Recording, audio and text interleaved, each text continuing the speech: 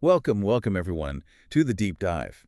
Today we've got something pretty special lined up. You do indeed. A deep dive into just one event, but wow, what an event. It's shaping up to be a really compelling story, much more than just a football match. Absolutely. We're zeroing in on that huge exhibition game, Paris Saint-Germain, PSG, the French Giants, Right. versus Inter Miami CF, the team that's really shaking up MLS. And like you said, it's not just a friendly game, it feels bigger. It does. A Gee. cultural phenomenon, maybe? A clash of football worlds? That's a good way to put it. Philosophies, business models, the whole lot. So our mission today really is to sift through all the info we've gathered, pull out the key insights, the important stuff. Yeah, give you the shortcut. Exactly. Yeah. A shortcut to understanding why this specific match matters so much. We're talking tactics, sure, but also the business side, the narratives. And hopefully uncover some surprising bits, those aha moments along the way. Definitely. Okay, so let's just jump in.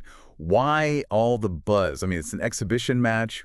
Why is PSG versus Inter Miami making global headlines like this? Well, I think the main thing our sources point to is this fascinating contrast. It's like a live test of two totally different ways of building a football club. How so? You've got PSG, the established European super club model, right? Global brand, big money history, well, recent history anyway. The blueprint, right? The blueprint. And then there's Inter Miami. It's this ambitious American project, totally different approach, betting big on superstars like Messi to, lift the whole league's profile fast. So the game itself is almost like a comparison to those strategies playing out in real time. Precisely. It's not just about the 90 minutes on the pitch. It's about which vision for football's future has more pull right now. And speaking of superstars, Yeah. you mentioned Messi. That's got to be huge. His first time playing against PSG since leaving in, 2023? Oh, absolutely massive. The narrative there is just incredible. Emotional departure, now facing his old teammates. The cameras won't leave him alone. Not for a second. But it's bigger than just him, too. For MLS, this game is a massive statement, isn't it? A chance to prove its credibility on a global stage. Right. It's kind of like David Beckham's original vision for Miami coming true, huh? A global showcase. Exactly that. He wanted a global club, a beacon for the league. Huh. And for PSG, well, they get to flex their muscles in North America. That's a crucial market. So lots of business angles woven in. Market share, brand reach. Yeah. It's not just about the football. Not at all. The business subplots are almost as interesting as the game itself. Okay, let's shift to the pitch then. PSG's tactics under Luis Enrique. He likes that 4-3-3, lots of possession, high press. Yeah, a very distinctive style. He's really put his stamp on it. And what about their off-season moves? Who's made the biggest impact fitting into that system? Well, the signing of Manuel Ugarte from Sporting, that was huge for them. A proper defensive midfielder gives them that stability, that anchor they needed for the press to really work effectively. Okay, makes sense. But I'm also really interested in Kang In Lee's development. He's been, simmering. On the verge? Yeah, exactly. Could this be his breakout season? Yeah. He adds a different kind of creativity. Interesting. And how are they building play? With that possession focus, who's key coming out from the back? Marquinhos has really stepped up. He's almost like a libero now, isn't he? Striding out with the ball, starting attacks, very calm, very composed. Gives them that control. Totally. And then you've got Achraf Hakimi on the right. Just relentless width, always pushing high, stretching the other team, crucial for their patterns. The big question, the elephant in the room, as they say. Mbappe. Will he play? And if he does, where? Especially with how Enrique likes to set things up. That's the million-dollar question, isn't it? If he does play, probably off the left. Okay. And that potential battle against DeAndre Yedlin, wow, speed on speed. That could be absolutely decisive down that side. You'd think so. Yeah. Though knowing Luis Enrique, and it being preseason, he'll manage those minutes carefully, sir. Yeah. Fitness first. Oh, for sure. No unnecessary risks. Still building up. Right. Now let's flip it. Inter Miami. What a transformation under Tata Martino since Messi arrived. From, let's be honest, MLS strugglers. Yeah, they were. To this global phenomenon. Yeah. How do you think they'll approach this tactically against a team like PSG? I'd expect something pretty fluid. Maybe a 4-3-3 on paper, but morphing into more of a 3-4-3 when they have the ball. Or Messi doing his thing. Oh, yeah. Complete freedom for Messi. Right. Let him find the space, create magic. But the key, I think, for Miami will be that Busquets-Alba connection.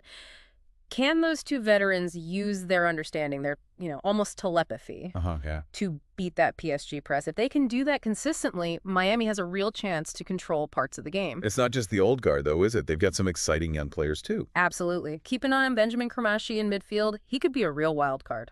Loads of energy, drives forward. Could cause problems. Could definitely cause problems. And Drake Callender in goal, he's been outstanding. Some truly phenomenal saves this season. He'll need to be sharp again here. He certainly will. But, the flip side, look at their defense. Those center backs against PSG's speed. Oof. Yeah, that's a big ask. They'll have their hands full, no doubt. Absolutely. That's maybe Miami's biggest vulnerability here. Okay, so bringing it all together. Yeah. The tactics, the stars. Where are the crucial battles? The key matchups we absolutely have to watch. Well, first up, you can't ignore Messi versus Marquinhos. Ooh, the emotional reunion. Former teammates. Exactly. Friends, even. Chased trophies together in Paris. Now, opposite sides, representing different leagues, different projects. It's more than just defender versus attacker. There's real history there. Wow, yeah. What else? We mentioned it, but Mbappe versus Yedlin, if it happens, pure speed, just sheer athletic contest down that wing. Sparks could fly there. Definitely. Then in midfield, Busquets versus Ugarte. That's fascinating. The brain versus the destroyer. Pretty much. Experience, incredible vision against pure power, energy, tackling tenacity that dictates who controls the middle. Okay. And out wide, the fullbacks. Hakimi versus Alba. Both left to attack, right? Non-stop action up and down the flanks there, potentially. You'd expect it. An attacking fullback duel. One more. Let's go with veteran savvy versus young hunger.